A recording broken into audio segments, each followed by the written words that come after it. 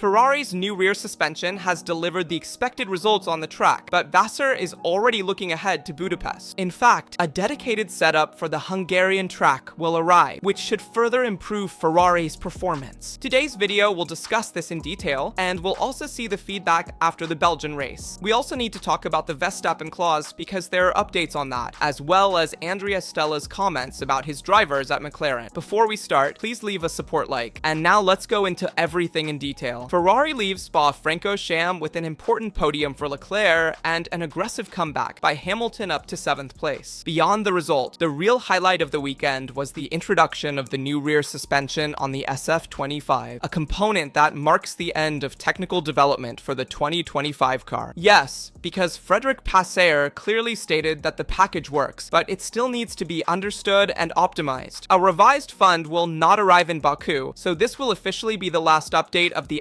SF25 before considering the 2026 single-seater. In the post-race briefing, the team principal revealed the reasons behind a bold technical choice: different aerodynamic loads for the two drivers. In fact, Leclerc raced with a low downforce wing to be competitive on the straight. Hamilton, on the other hand, opted for a higher downforce wing, betting on a more consistent race pace and the possibility of overtaking in mixed conditions, especially at the start of the race. Vasseur stated that it was not at all certain that it would rain during the race. The forecast spoke of scattered showers, and until Sunday morning, we didn't even know if the sun would come out in the afternoon. With Lewis, we made the right choice. In the early laps, he could attack. The high load helped him catch up. He could have also overtaken Russell and Albon, but aerodynamic resistance held him back. Leclerc, on the other hand, finished third, but according to Vasseur, the gain on the straight was not enough to make a difference compared to Red Bull and McLaren. In fact, he said there was only a 2 or 3 kilometers per hour difference. Saturday afternoon, you have no idea how many laps you'll do with the intermediates, and it's always a gamble, but I don't think it would have made such a difference to change the order of the top 4. We also have to consider that Ferrari brought a crucial update, like the rear suspension, in a sprint weekend, so without the usual adaptation time in Friday's long runs. Vasseur said that with the sprint format, you can only do 4 race simulation laps on Friday, so bringing such an important innovation is always risky, but we decided to do it anyway, to be ready for Budapest. Indeed, the new suspension was designed to improve the mechanical control of the rear, increase traction out of corners, and ensure a more stable behavior during transition phases. However, to achieve tangible results, the team needs to better understand the interaction of the suspension with brakes, ground clearance, and overall setup. Some updates work from the first lap, others take time, said Vasseur. This new suspension falls into the second category. I would have preferred a traditional weekend to introduce it, but I don't decide the schedule. Bringing it now was still better than postponing. Vasseur confirmed that the only changes they will bring to the track from now on will be specific micro adjustments for circuits and weather conditions. Everyone is now shifting their focus to 2026, he said. From now on, we will only make minimal changes, mostly context adjustments, not structural developments. Vasseur also complimented Hamilton on his comeback, but he also noted that you can't start so far behind and made a small live critique of the 7-time world champion, who made mistakes in qualifying on both Friday and Saturday. Then we all were happy with his comeback, and he had an extraordinary race. Under wet conditions, we know Lewis excels, but it's important to be prepared in every session, especially in 2025, when if you don't start at the front, you lose valuable points. It was entirely possible to finish ahead of both Albon and Russell with the right qualifying from Hamilton, if he had at least made it into the top 10. Despite this, Vasseur reiterated that Hamilton is essential for the team, both to indicate the right direction for development, and because he is a 7-time world champion and cannot be ignored. Hamilton had a very similar aerodynamic load to Budapest. Ferrari has adjusted the setup not only to have better chances with Leclerc to reach the podium and with Hamilton to overtake, but also to see how the rear suspension performs with different setups and how it behaves on the track. The feedback so far has been positive because both drivers, with high downforce setup for Lewis and low downforce for Leclerc, performed very strongly, highlighting the car's qualities. Vasseur also said they delayed the start for safety reasons, not so much due to the weather conditions, which were not even that extreme, but mainly because of very poor visibility, and therefore the drivers couldn't see anything on the track. And we know that a track like Spa, with the historical precedent of 2021, when the race was actually cancelled after a few initial laps under the safety car, we want to avoid such a scenario and potentially dangerous situations. So Vasseur said either we modify the cars, as will happen next year, by removing the diffuser, Venturi channels, and then less water is pushed to the rear, or with these cars, it is practically impossible to use full wet tires. As Mario Isola also stated, Charles Leclerc finished third at the Belgian Grand Prix, bringing home the 5th podium of the season for the Ferrari team, and a performance built lap by leveraging the most successful technical choices of the weekend. But the real news is that the updates introduced on the SF25, especially regarding suspension setup, finally seem to be working. Not enough to worry McLaren, which remains from another planet, but enough to consolidate second place in the constructors' standings ahead of Mercedes and Red Bull. In fact, Charles stated, "We knew that a lighter car would be more difficult to handle. Initially, in wet conditions, it wasn't easy to go fast because there was little grip on the track, but when the track dried, the balance changed and I was able to control the pace." At the end of the race, Verstappen closed in on tire wear, but he never managed to really attack on the Kemmel straight. This indicates that Ferrari's choice to focus on low aerodynamic resistance paid off, and Hamilton, on the other hand, said, "In the first laps,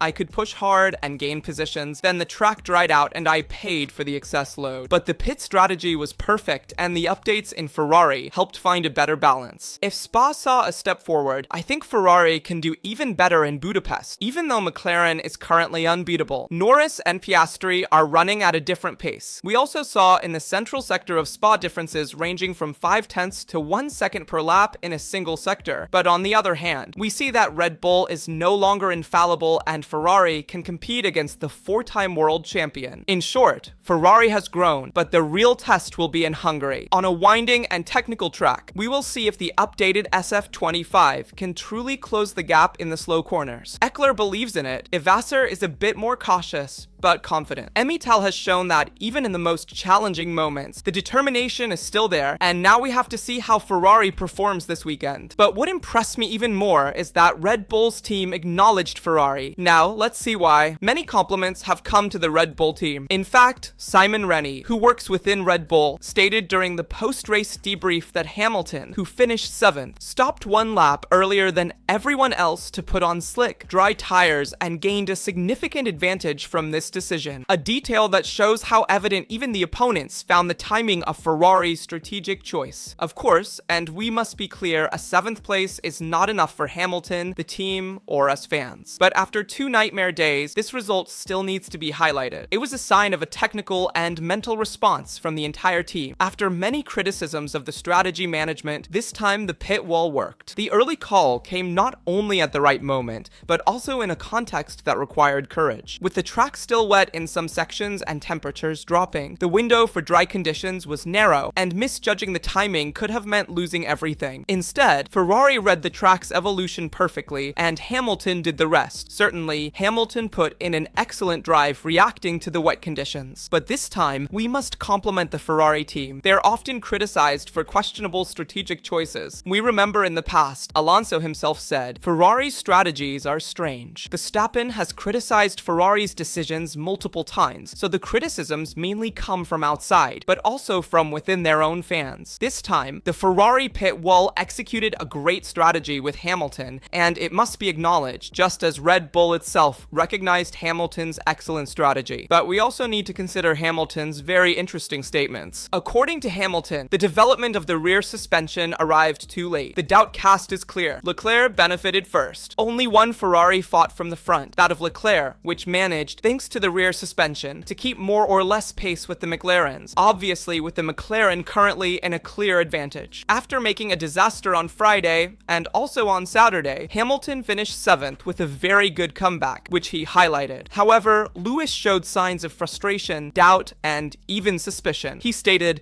"Charles had updates before me. They didn't tell me everything. Maybe Friday's incident is related to something I wasn't informed about." Leclerc isn't someone who throws mud randomly. His words always carry weight. But when they start touching on internal team issues like technical management, communication, and strategies, then something breaks. In the corridors of Maranello, there is increasing talk about a series of documents ironically dubbed the Hamilton Papers sent from the US to management. These notes discuss structural modifications, critical areas for improvement, and personnel management, topics for a team principal, not a driver. It is no secret that Hamilton has always played an active role in the teams he has raced for, but here in Maranello, Mugello, his vision has clashed with the team's most fragile balances. Vasseur, the chief engineer Benedetto Vigna, leads the company, but now Hamilton is positioning himself as a leader even outside the cockpit, and there was also a phrase: after qualifying, he triggered the alarm. Charles had already received these updates in Canada. This phrase left the Ferrari team itself puzzled, as they had never officially announced the presence of the new suspension on car number 16 before Spa. And this is where the technical mystery begins. The facts show that the major first event in Canada took place from June 13th to 15th, and the updated rear suspension with various revised cinematics was still in development at the end of May. The timing was too tight to have a ready and testable package by Montreal, especially since the FIA requires all visible aerodynamic and mechanical innovations to be officially declared. No communication regarding the new suspension appears in the Canadian documents, but beware, not all modifications need to be declared. In fact, internal components such as springs, dampers, calibrations, or secondary geometries are not included in the technical update form and can therefore be tested without the obligation of official communication. The hypothesis is that Leclerc tested an internal prototype of the new mechanics, perhaps with some pre-series elements, a partial version of the new suspension to gather data and develop the new suspension optimally, which then officially debuted at Mugello in the day film. Hemon himself, however, admitted that his words were not meant to be provocative, yet there is always someone who thinks otherwise. Ferrari stated, "We don't know what Lewis is referring to, but the suspicion remains that the SF25 scene in Montreal might have already had some experimental components hidden on Charles's car. The mystery remains within Ferrari, even though there are no concrete answers. However, in my opinion, Lewis did not want to sow discord within the team. He meant to say that Leclerc is leading the development of the car, and therefore must have provided key guidance in developing this new suspension, perhaps even in Montreal. And it is normal that Hamilton, having joined the team later, is currently following developments from the outside, but is giving key indications almost like a team principal with the famous Hamilton papers." Let's also look at the situation with Verstappen and why he will remain in Red Bull. Max Verstappen will not leave Red Bull in 2026, not because he publicly said so, but because the famous performance clause inserted into his contract has not been activated. In fact, after the official Belgian GP, Max is mathematically among the top 3 in the drivers' standings at the summer break with 185 points, followed by Russell with 157 points, who is 4th in the standings. There are still 25 points at stake in Hungary, but he is mathematically in the top 3, so the result is that the clause has been deactivated. I remember the clause stipulated that if Verstappen was outside the top 3 in the driver's standings before the summer break, he could terminate the contract early, before the scheduled date. The contract signed between Verstappen and Red Bull, valid until 2028, included a performance clause tied to the world ranking. In fact,